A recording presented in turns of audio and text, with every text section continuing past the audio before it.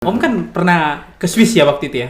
Iya, Tidak salah. pernah ke Swiss untuk terlibat dalam sidang sesi ke-27 untuk Komite Migran Workers PBB itu di Jenewa. Itu perda yang mengatur Perda mengatur tentang perlindungan TKI asal Lembata.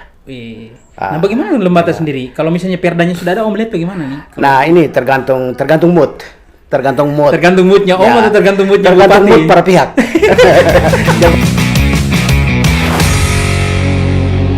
Om Kor, selamat siang. Selamat siang Bung Andre. Ini panas-panas, tetap semangat ya? Iya, lumayan.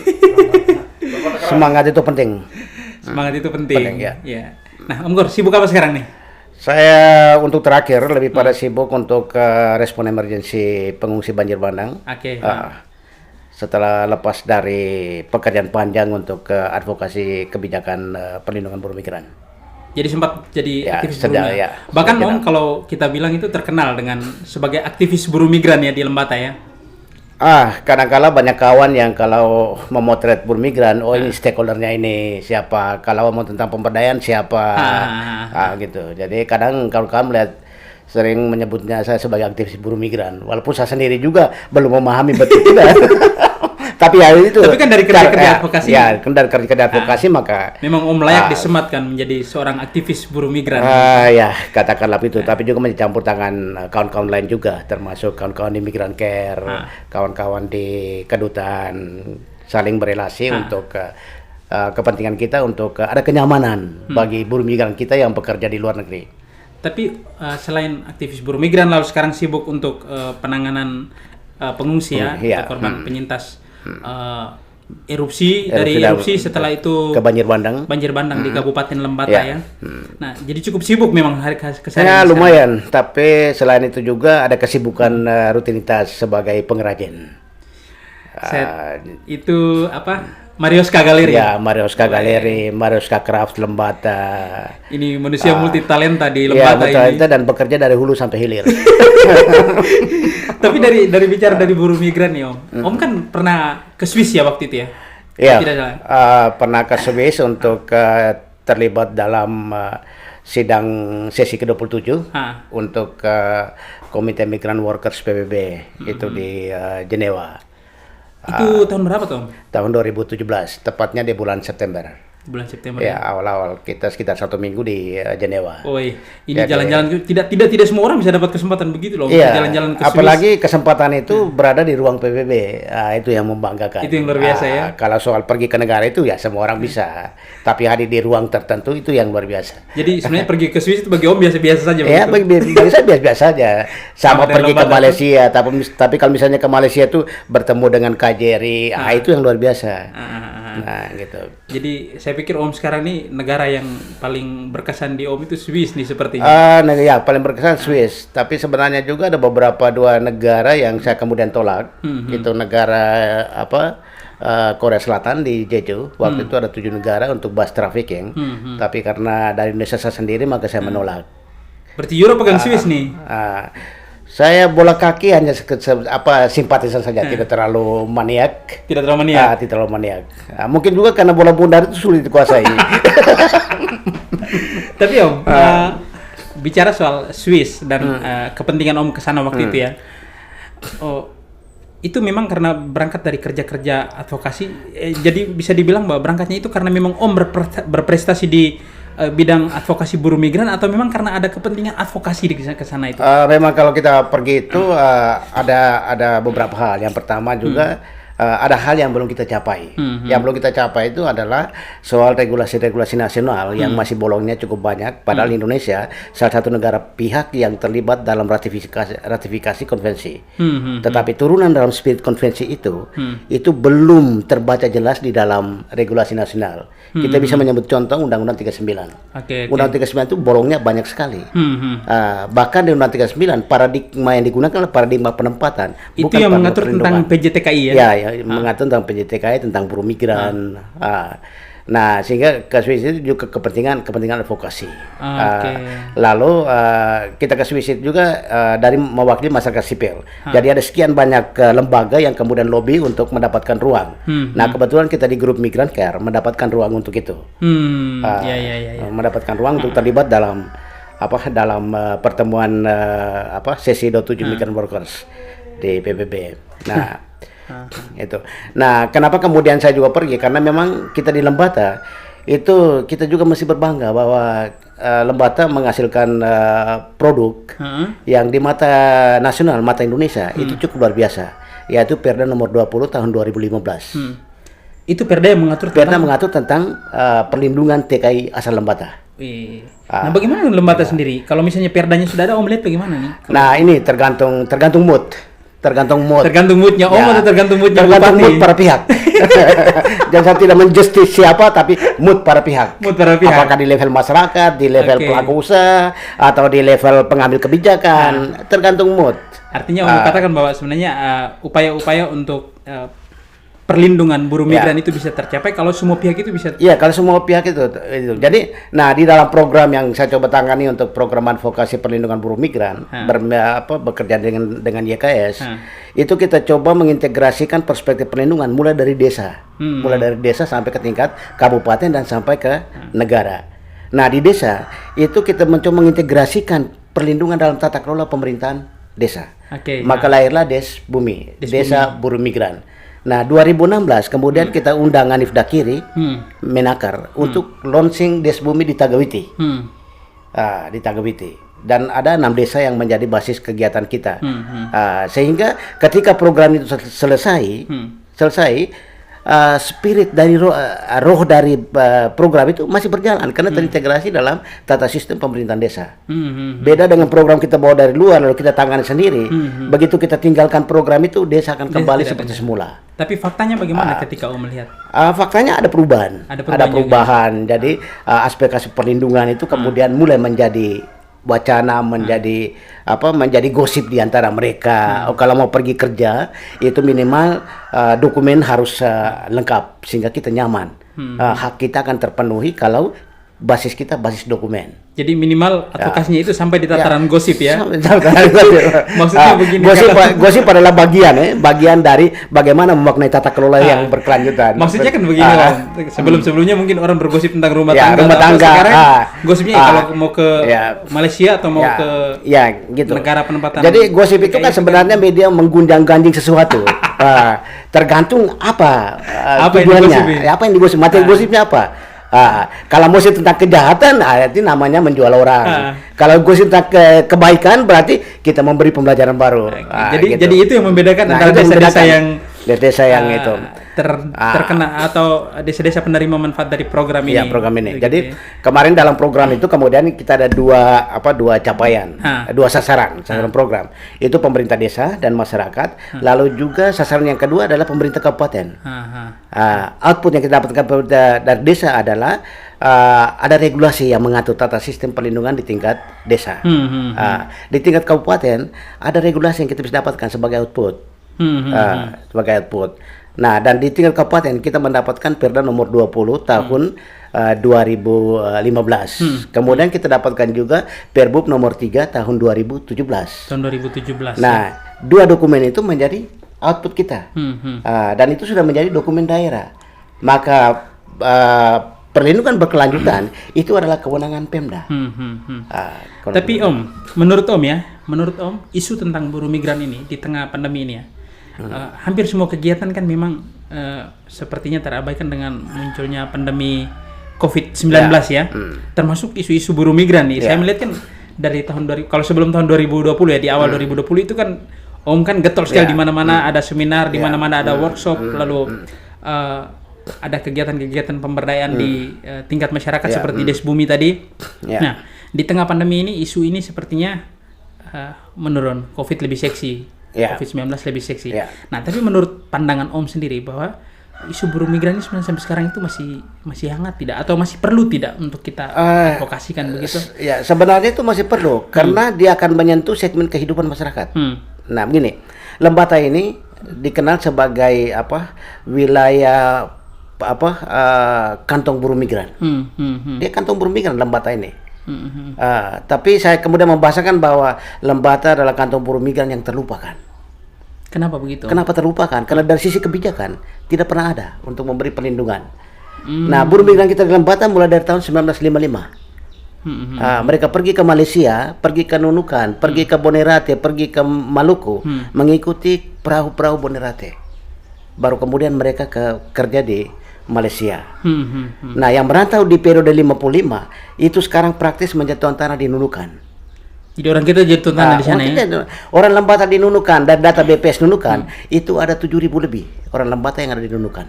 Dan sebagian besarnya menjadi tuan tanah di sana. Sebagian besar menjadi tuan tanah. Itu yang mereka yang merantau di periode 50-an sampai 70-an. Oke. Kemudian perpindahan perjalanan ke sana itu diorganisir oleh keluarga. Jarang orang Lembata pergi merantau ke Malaysia itu mengikuti PJTKI seperti mandat Undang-Undang 39. Mereka diorganisir oleh keluarga. Jadi Om mau bilang bahwa keberangkatan orang-orang ke sana itu karena faktor budaya sehingga lebih tidak membutuhkan jadi keluarga. Jadi misalnya di periode 70 sampai 80 itu ke orang Lembata yang ada di sana membangun kekuatan untuk bagaimana membuka akses orang Lembata yang bisa pergi ke sana. Misalnya Bapak Ital mereka dengan itu mereka kemudian membentuk paguyuban lalu mencarter 2 kapal berbendera Malaysia untuk datang angkut tenaga kerja di Lembata dan juga di Adonara. Oke. Itu kapal Atang dan kapal Nurlina. Itu benar-benar Malaysia. Jadi akses tuh. Sorry, saya potong. Itu masih berlaku tidak sampai sekarang? Sekarang tidak berlaku lagi. Tetapi orang Lembata itu mereka sudah biasa untuk pergi keluar masuk Malaysia. Kalau orang Nyilape bilang Malaysia itu kebun mereka. Jadi kalau pulang dari sana membawa hasil panenan, setelah habis pergi lagi ke sana. Gitu. Nah, karena itu maka buruh migran itu masih tetap menjadi karena dia menyentuh relung kehidupan masyarakat ya. Khususnya masyarakat Lembata ya. Dan dampaknya adalah kalau kita potret betul setiap desa, perubahan profiling desa itu hasil dari remitansi yang didapatkan dari merantau. Jadi uang itu kemudian digunakan untuk membangun rumah, memberi pendidikan anak. Orang Lembata itu, khusus orang Nyilape, punya satu tagline, kalau anak belum sarjana jangan pulang. Jadi mereka akan tetap diperantau terus. Tikam kepala sampai anak sarjana dulu baru mereka pulang. Setelah anak sekolah habis, mereka akan berpindah kepada aset base. Kalau tidak tanah, uang yang ada pakai untuk beli tanah, beli gading untuk urus anak nikah, segala macam. Jadi kalau survei saya itu hampir 75% perubahan kehidupan itu dari hasil remitansi. Oke, Om. Sekarang begini, Om kan sedang dalam upaya untuk mengadvokasi supaya buruh migran ini terlindungi di Malaysia ya, buruh migran asal Lembata, asal Flores Timur itu bisa terlindungi pada saat mereka pergi merantau. Nah, tetapi di sisi lain masyarakat kita ini yang seperti Om sampaikan tadi bahwa masyarakat kita itu menganut semacam kayak sebuah paham bahwa bermigrasi ke Malaysia atau mencari pekerjaan di Malaysia itu sebagai sebuah budaya. Nah, mereka pergi karena ada hubungan keluarga, kontak keluarga di sana. Nah, di sini kan peran PJTKI tidak berlaku di situ. Nah, jadi dalam batu PJTKI itu dia baru kemudian mulai itu di tahun 95 ketika ada kebutuhan tenaga kerja di Singapura. Nah, berangkat Singapura polanya tidak sama dengan ke Malaysia. Jadi harus melalui PJTKI, untuk ke Singapura kemudian ke Hong Kong. Tapi ke Malaysia itu jarang orang Lembata melalui PJTKI. Nah, PJTKI sebagai sebuah organisasi atau perusahaan yang diberi mandat oleh Undang-Undang 39 sebagai perusahaan yang punya ruang untuk memindahkan orang dari satu tempat ke tempat yang lain dalam kaitan dengan pekerjaan di luar negeri. Tapi orang Lembata sendiri punya cerita sendiri.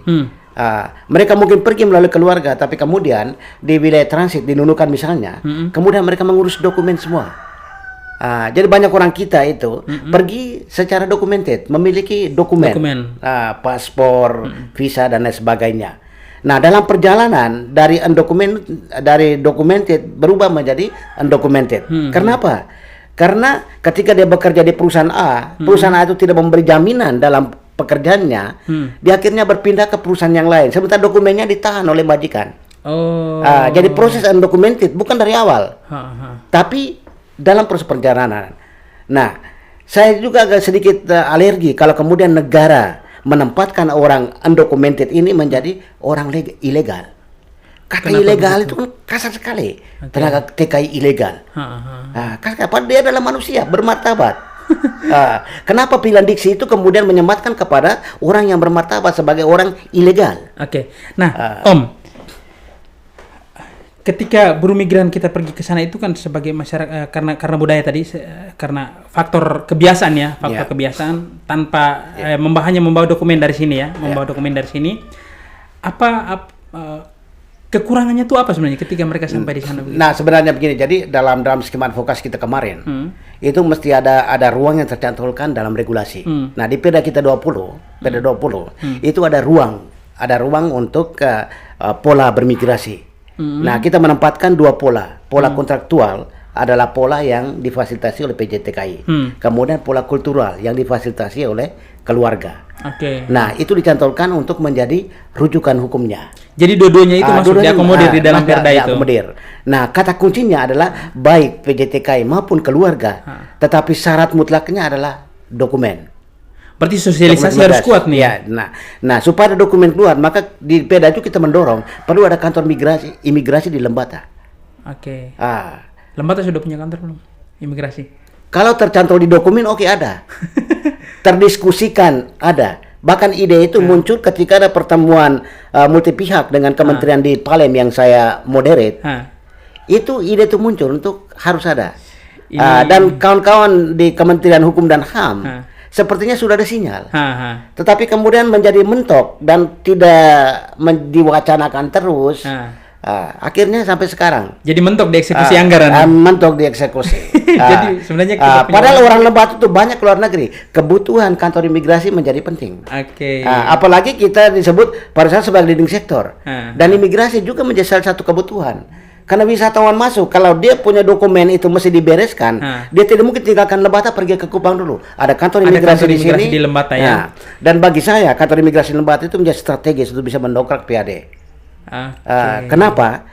Karena ketika kantornya ada, kita akan mendapat pembagian persentase dari pajak paspor dan pajak devisa.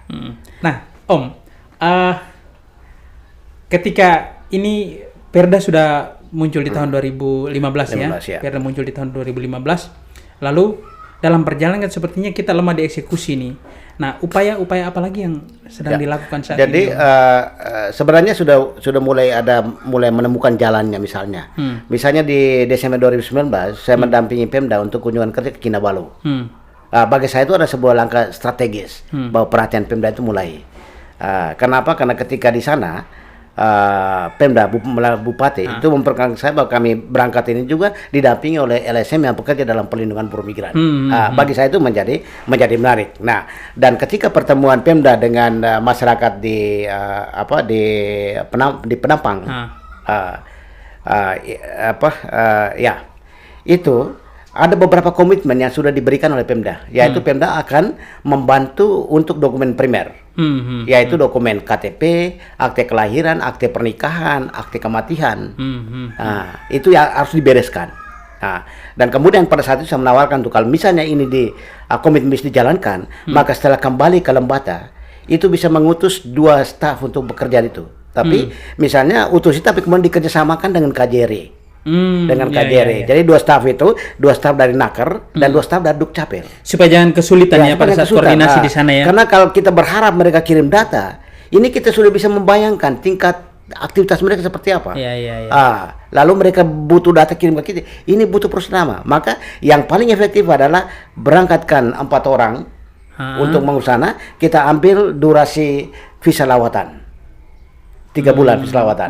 Tapi dikerjasama sehingga mudah. Jadi capaiannya jelas. Nah, tapi kemudian setelah kembali, COVID ini yang kemudian mengganggu seluruh tatanan perencanaan. Jadi bukan tatanan perencanaan, tatanan kehidupan masyarakat terganggu oleh COVID. Bagi saya itu COVID luar biasa. Tapi COVID kemarin itu kan menyebabkan banyak buruh migran juga ya. Artinya bahwa menutup ruang orang untuk dan memang dampak dari COVID ini yang bagi saya adalah kawan-kawan di Malaysia, ini kemudian akses remitansinya itu mulai tertutup ruang karena ada kebijakan untuk lockdown oleh perusahaan dan macam-macam. Jadi dalam ngobrol dengan kawan-kawan yang menangani di sana itu dia punya persoalannya lebih pelik ketimbang di tempat lain. Bagaimana nasib TKI di sana selama pandemi, Om? Selama pandemi itu banyak yang tidak punya pekerjaan segala macam dan banyak yang sakit. Tapi mau bagaimana? Lockdown. Nah, kita di Indonesia sendiri tidak punya kebijakan yang cukup greget untuk bagaimana memberi perlindungan. Nah, Migran Care sendiri punya kantor cabang di Kuala Lumpur dan kemudian dia coba bermain untuk memberi proteksi kepada kawan-kawan buruh migran kita di NTT. Dan satu kawan di Kuala Lumpur namanya Alex Song, itu dia total untuk proteksi terhadap warga NTT. Oh ya. Itu dia cukup total. Ketika ruang itu tertutup, artinya bahwa tertutup karena pandemi ya Om ya, tertutup karena pandemi. Lalu kita bergerak ke bagaimana memperhatikan nasib TKI di Malaysia. Di Malaysia. Nah, kemarin sebelum pandemi juga itu ada beberapa kali kasus. Ini saya katakan kasus karena memang sebenarnya tidak seharusnya yang kita inginkan tuh begitu. Bahwa banyak tenaga kerja Indonesia asal Lembata dan Flores Timur itu dipulangkan dari Malaysia, dideportasi. Dideportasi dari Malaysia. Nah, ini apakah menurut Om penyebab terbesarnya itu karena memang kita bermasalah dengan dokumen-dokumen kita atau itu salah satu hal. Kita bermasalah dengan dokumen. Kita kemudian tidak tertib menjadikan dokumen sebagai senjata paling ampuh untuk akses pekerjaan. Karena di sana juga banyak perusahaan nakal yang sengaja mencari tenaga kerja yang tidak punya dokumen supaya berkonsep pada bayaran yang rendah, upah yang rendah. Jadi kita bisa membandingkan antara upah Indonesia dengan upah Filipina. Upah Filipina lebih tinggi ketimbang upah Indonesia. Artinya kalau misalnya melewati jalur resmi itu posisi tawarnya bisa naik begitu. Jadi saya pikir kalau misalnya jalur resmi, rujukannya pada dokumen. Regulasi rujukannya pada dokumen. Jadi kalau dia melalui jalur keluarga, tapi kalau punya dokumen, bagi saya tidak soal. Tidak soal. Nah, kalau misalnya sebagai jalur resmi, ini kan sebenarnya kampanye pasar saja, kampanye marketing. Om, di dalam regulasi untuk bagaimana bepergian ke luar negeri atau bekerja di luar negeri harus melalui PJTKI itu, atau tadi di Undang-Undang nomor berapa tadi? Undang-undang yang sekarang sudah berubah ke Undang-Undang 18. Ke Undang-Undang 18 yang mengatur tentang PJTKI itu ya. Nah, jadi dulu itu kita punya Undang-Undang 39. Tapi kemudian setelah sidang sesi 27 di Jenewa, lalu lahirlah Undang-Undang 18. Nah, Undang-Undang 18 itu memberi ruang perlindungan lebih tinggi ketimbang di Undang-Undang 13. Paradigma di Undang 39 itu adalah paradigma penempatan. Undang-Undang 18 paradigmanya perlindungan. Itu termasuk dengan dia berbicara tentang upah minimum tenaga kerja. Sebenarnya harus sampai pada tingkat itu. Tingkat itu. Tapi Om lihat bagaimana realitanya? Ada tidak? Realitanya ya sudah mulai perubahan. Tapi logika sederhana adalah kalau perusahaan-perusahaan bermain selama ini dia sudah mendapatkan manfaat ekonomi yang cukup luar biasa, lalu kemudian dia menggunakan pola baru berdampak pada penurunan manfaat ekonomi, ini juga menjadi itu tergantung komitmen orang. Maka saya tuh kadang-kala itu selalu membangun analogi bahwa nurani itu sudah bergeser dari relung hati ke balik jantung. Karena jantung ada di balik saku baju. Hitungannya berapa banyak masuk, itulah nurani orang sekarang. Itu kalau misalnya sudah begitu Om, seharusnya dada ini semakin besar, gitu. Semakin besar. Tapi akibatnya di stroke terus. Jadi bagi satu analogi itu masih cukup pas. Om, sebenarnya tadi saya tertarik dengan ketika Om bicara soal bagaimana upah rendah ya, buruh migran yang upahnya rendah di sana karena ulah PJTKI yang nakal begitu, ataupun ketika mereka terkendala dengan berbagai dokumen di sana. Itu kan sebenarnya menjadi posisi tawar toh. Nah, tapi selain itu, selain dokumen, sebenarnya apa syaratnya seorang buruh migran dia bisa terpakai di sana begitu Om? Dengan posisi tawar bahwa upahnya itu dipastikan tinggi di sana. Jadi syarat yang paling utama adalah kompetensi kerja. Artinya bahwa yang masuk ke sana itu harus sudah punya kompetensi. Nah, kenapa di Perda 20 kita mewajibkan bahwa daerah mesti ada BLK. BLK itu untuk persiapan kompetensi tenaga kerja kita, baik serapan luar negeri maupun serapan lokal. Itu jadi kompetensi. Nah, perusahaan juga menerapkan itu juga dilatih dulu baru bisa diberangkatkan. Tetapi kemudian terakumulasi dengan kepentingan lain. Ada perusahaan nakal kemudian tenaga kerja bekerja perusahaan itu, tapi sudah ada deal antara perusahaan bersangkutan dengan untuk potong berapa segala macam.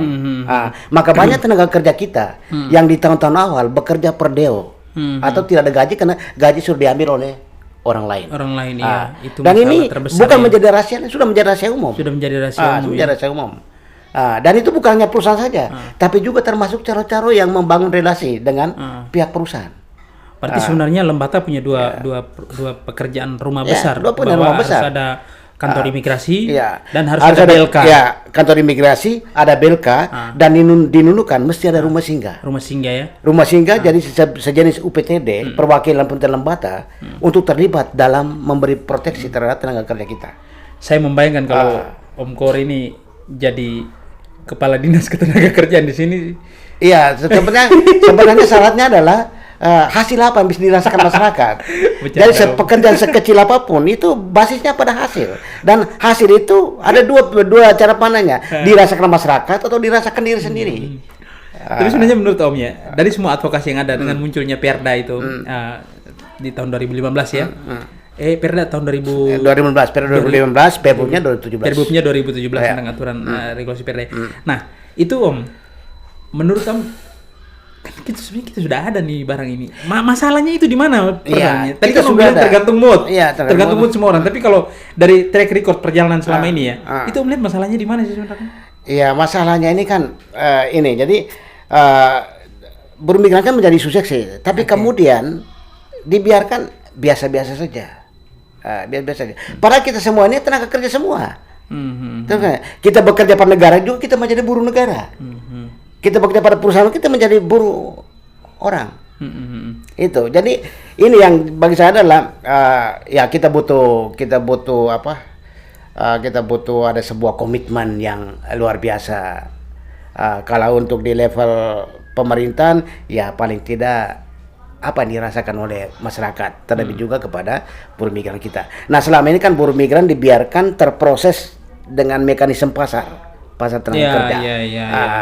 Tidak ditarik sebagai bagian dalam tata kelola pembangunan. Karena begini, kalau banyak tenaga kerja kita keluar, maka berdampak pada kebutuhan tenaga produktif di kampung. Kenapa tenaga kita keluar? Padahal mereka tarik uang dari luar. Nah, karena itu bagaimana strateginya adalah masuk dalam tata kelola. Jadi kebijakan buruh migran itu menjadi bagian dalam tata kelola pembangunan. Tidak dibiarkan berdiri sendiri. Nah, karena itu maka perlu ada BLK untuk peningkatan kompetensi tenaga kerja kita. Lalu kemudian coba bermain untuk Pemda kemudian mengambil peran untuk negosiator dengan perusahaan-perusahaan di Malaysia. Maka kita menerapkan ada kerja sister city. Kemarin sempat diwacanakan. Ya, itu adalah sister city. Nah, untuk karena di Indonesia kita belum punya perjanjian G2G antara Indonesia dengan Malaysia. Sebenarnya G2G itu akan menjadi payung hukum untuk menerapkan sister city. Gitu. Jadi daerah juga punya kewenangan untuk bagaimana mau kerjasama dengan perusahaan-perusahaan di Malaysia. Misalnya perusahaan A membutuhkan tenaga kerja dengan spesifikasi kompetensi seperti ini. Lembata bisa apa? Kita misalnya. Saya ambil contoh misalnya di Tawau itu ada 54 CLC. Itu sekolah-sekolah yang dibangun oleh pemerintah Indonesia, mulai dari SD, SMP dan SMA di ladang-ladang sawit. Nah, kebutuhan guru pamongnya adalah dari Jakarta, dikirim oleh Kementerian Pendidikan Kebudayaan. Nah, kenapa daerah kemudian tidak mereplikasi ini lalu membangun negosiasi baru sehingga guru pamongnya itu bisa diberangkatkan dari Lembata karena siswa di sana adalah mayoritas orang NTT. Orang NTT. Nah, akademik warga kita banyak STPD itu juga menjadi tukang ojek.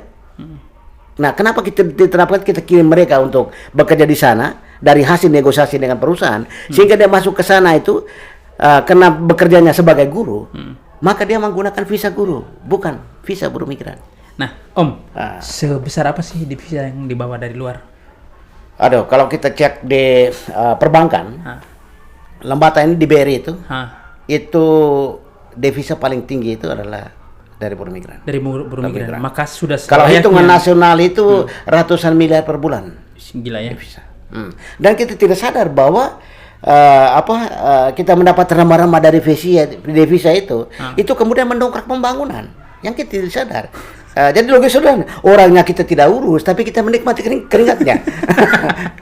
Ini sebuah ironi. Iya, sebagai ironi itu. Bagaimana orangnya saja kau tidak urus, tapi kau menikmati hasilnya.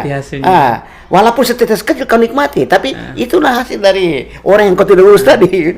Itu garong juga sama jatuh-jatuhnya garong juga ya. Ya itu, jadi saya bilang ya memang jadi pengamatan selama ini bahwa kita ini belum tuntas dalam memberikan pelayanan. Jadi pelayanan sesuai dengan keinginan kita. Jadi pelayanan kita belum memiliki kemartabatan dalam pelayanan. Oke. Nah, DPR sendiri bagaimana, Om? DPR sendiri DPRD Kabupaten Lembata maksudnya. DPR Kabupaten Lembata. Nah, kemarin di Perda itu kita dorong melalui Perda Inisiatif. Perda Inisiatif dari DPR. Dari DPR.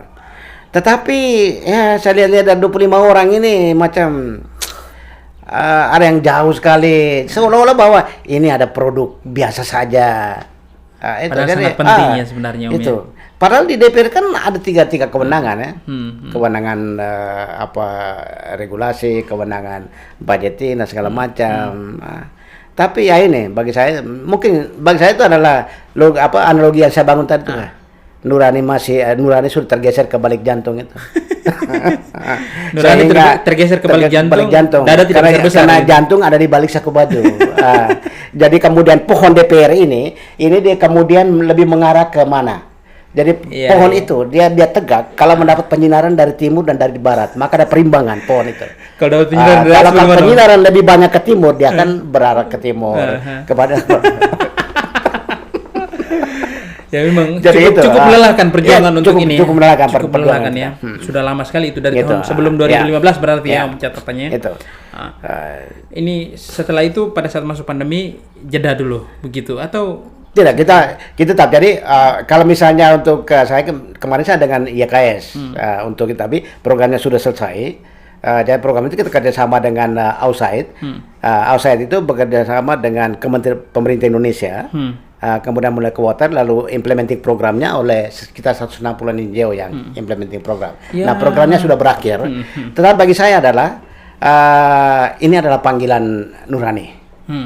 Jadi kemarin misalnya saya dapat ada kawan dari Nakar Provinsi dengan satu student datang ajak untuk diskusi.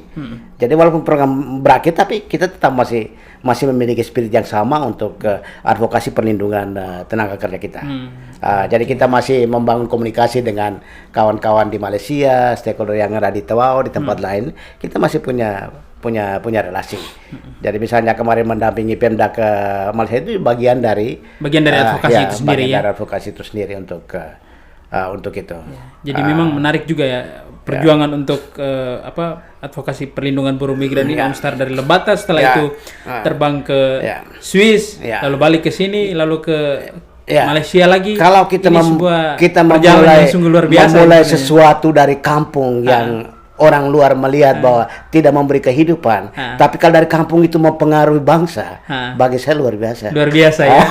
Keren. Karena begini, Perda kita kemarin itu kemudian dijadikan oleh pemerintah Indonesia melalui Kemenlo sebagai indikator capaian dari implementasi Konvensi Jenewa. Wih, gila itu. Dan Perda Lembata dalam laporan pemerintah Indonesia di sidang saya itu di PBB di Swiss, Lembata disebut berapa kali? Itu promosi pariwisata juga itu. Di Lembata disebut berapa kali? Orang pasti akan penasaran, Lembata ini di mana? Artinya bahwa sesuatu yang baik ini sedang bermekar mempengaruhi dunia. Jadi seharusnya Pak Bupati juga harus menyadari itu ya. Bahwa dari sisi regulasi kita terbaik, walaupun kemudian kita masih keropos di implementasi. Dengan adanya Perda ini orang sebut Lembata terus, maka jaminannya bahwa pemerintah Kabupaten Lembata juga harus menempatkan isu buruh migran ini menjadi isu yang hangat dan harus diseriuskan begitu ya. Saya pernah di 2018 ada satu mahasiswi dari Australia itu datang studi banding tentang Desbumi dari Australia. Jadi begitu sampai di kantor saya bilang sudah paling metode yang kau gunakan adalah engkau tidak perlu wawancara orang, tapi saya kira engkau tinggal di desa. Engkau akan merasakan membangun relasi dengan orang-orang, kehidupan seperti apa. Dia 2 minggu tinggal di desa. Ada juga dosen dari Jogja yang berapa tahun lalu yang untuk menyelesaikan tesisnya tentang buruh migran juga datang untuk riset di sini di Lembata. Itu apa yang mereka atau kesan mereka seperti apa ketika melihat terlibat langsung ada hal yang ada produk yang kita hasilkan bagi mereka tertarik. yaitu Desbumi. Desbumi Desa Peduli Buruh Migran. Nah, itu yang menjadi produk yang menarik. Di Desbumi itu sebenarnya apa saja, Om? Di Desbumi kan tujuan sebenarnya produknya? aspek perlindungan. Jadi jadi pemerintah desa terlibat dalam aspek perlindungan. Jadi kemudian mulai diseminasi informasi tentang perlindungan seperti apa saja. Bekerja itu saat pekerjaan yang bagaimana, peran dokumennya seperti apa. Berangkat dengan membawa dokumen primernya apa saja. Ada tidak pemberdayaan setelah seseorang pulang dari... Nah, ini yang perantauan sebenarnya. Jadi kemarin kita uji coba untuk di kelompok-kelompok kita yang ada di desa. Itu juga ada pemberdayaan ekonomi. Jadi kemarin memang di program ini kita lebih pada advokasi tanpa dukungan program pemberdayaan ekonomi. Nah, tapi kemudian kita merubah strategi. Strategi adalah logikanya sederhana. Kalau orang bisa mengadvokasi dirinya, kalau ada kenyamanan perut. Bagaimana energi yang digunakan kalau kemudian dia perutnya lapar, dia akan berusaha fokus pada pemenuhan perut dulu, baru dia omong tentang hal lain. Akhirnya kami coba ekspansi untuk penguatan kelompok sebagai perekat, dan kelompok akan menjadi perekat untuk mereka bertemu, mulai dengan usaha produktif mereka, omong tentang perlindungan buruh migran, menjadi corong untuk membagi informasi kepada yang lain. Dan kemudian kita punya kelompok-kelompok yang ada di 6 desa, itu kemudian kita perkuat dengan ada rumah kreatif. Jadi rumah kreatif dukungan dari program secara langsung tidak ada, tapi kemudian YKS bermain dengan kedutaan Australia untuk memberi dukungan rumah kreatif. Jadi ada shelter tempat mereka bekerja, dan di rumah kreatif itu sendiri dilengkapi dengan toolkit permainan anak-anak. Anak-anak. Jadi misalnya mamanya dengan anak datang bekerja, supaya anak-anak jangan ganggu mamanya, anak-anak baca, main mobil-mobilan. Di situ kita lengkapi dengan TV, dengan beberapa CD permainan tuh mereka bisa nonton. Menarik gitu. ya sebenarnya. Gitu. Nah, Om, saya pengen minta nih syarat dari Om, atau mungkin ajakan dari Om ya untuk masyarakat ya, atau khususnya untuk pemerintah nih sebenarnya. Bagaimana upaya perlindungan terhadap buruh migran ini bisa tercapai begitu? Ya. Yang pertama bagi masyarakat, Lembata ini kan daerah migran. Lembata ini. Kenapa orang Lembata mungkin kurang di Lembata, tetapi menjadi banyak di mana-mana.